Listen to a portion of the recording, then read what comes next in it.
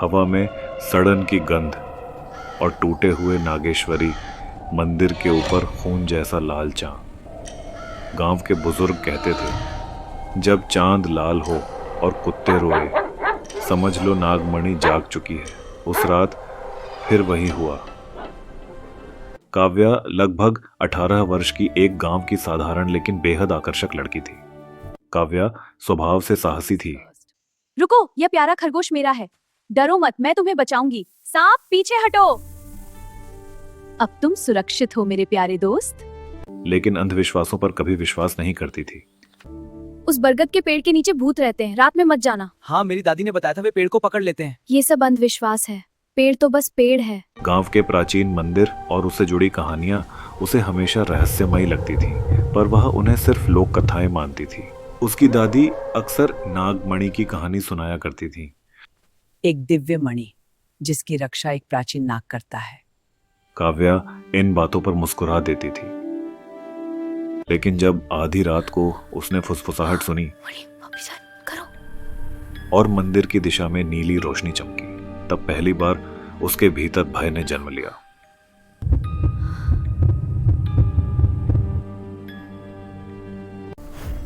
चांद निकल आया है। आज रात कोई गायब हो जाएगा। पिछले 50 सालों से हर पूर्णिमा को कोई न कोई लापता हो जाता है। दरवाजे बंद रखो, अंदर ही सुरक्षित रहो। रुद्र प्रताप सबको मंदिर से दूर रहने उस प्राचीन मंदिर से दूर रहना। जी मुखिया जी। कोई भी वहां न जाए, ये मेरी अंतिम चेतावनी है। हाँ मुखिया जी। पर सच्चाई कुछ और थी। रुद्र प्रताप का परिवार ही सदियों पहले नागराज की मणि चुरा कर लाया था और उसी दिन से श्राप शुरू हुआ। काव्या का भाई आर्यन निडर था। वह बोला, मैं देखता हूँ उस मंदिर में क्या है।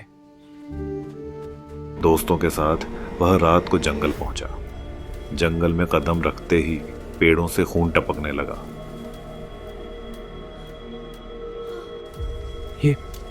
ये क्या हो रहा है? मुड़कर देखा, उनके दोस्त विक्रम की आंखें सफेद हो चुकी थी।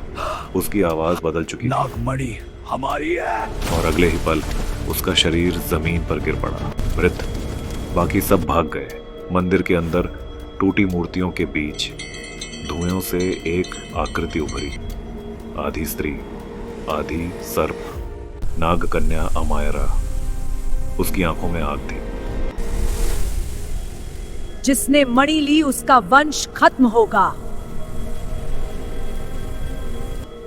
हमने कुछ नहीं लिया। झूठ! भागो, कोई आ रहा है। रुको मत, जल्दी मुझे बचाओ। गांव लौटते ही आर्यन को अजीब सपने आने लगे। वह देखता उसका शरीर सर्प की केंचुल में बदल रहा है। ये कैसा सपना था भोलेनाथ जी?